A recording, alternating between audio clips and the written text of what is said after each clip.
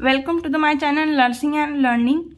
So this is a part 4 of the female reproductive system. Part 3 में हमने देखा था एक्सटर्नल जेनिटल ऑर्गन, उसमें देखा था vestibule of the vagina and vestibular glands क्या होती है. तो इसमें हम देखेंगे clitoris. What is a clitoris?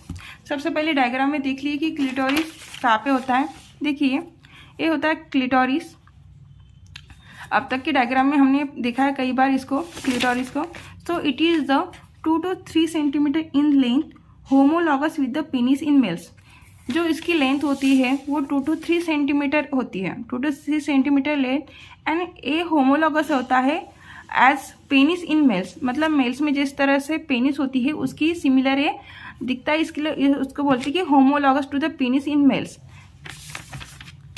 It is also an erectile organ. तो जैसे जिस तरह से जो पेनिस होता है वो इरेक्टाइल होता है इन मेल्स, उसी तरह में जो क्लिटोरिस होता है वो इरेक्टाइल ऑर्गन होता है इन फीमेल्स में. So it is located posterior to the anterior labial commissure.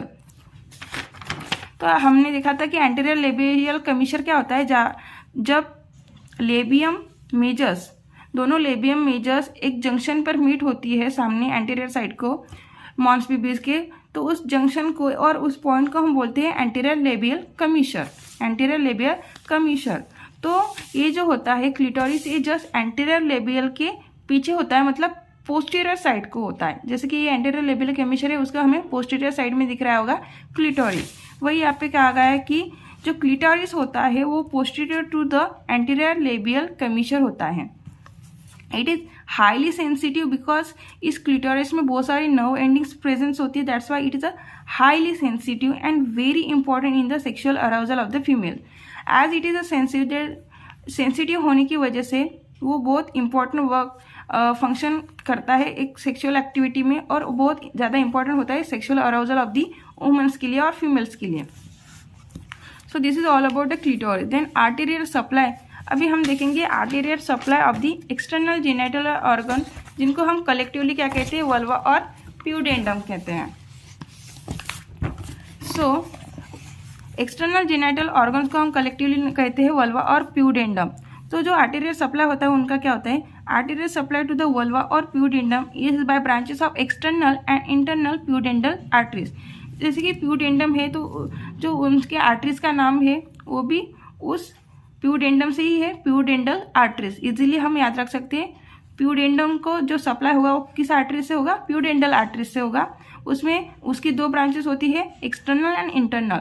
तो इनकी ब्रांचेस होती है, branches of external and internal pudendal arteries. तो 2 तरह की आर्टरीज वल्वा को सप्लाई करती है. आर्टेरियल सप्लाई होता है 2 तरह की आर्टरीज से, that is external pudendal artery and internal pudendal artery की ब्रांचेस से.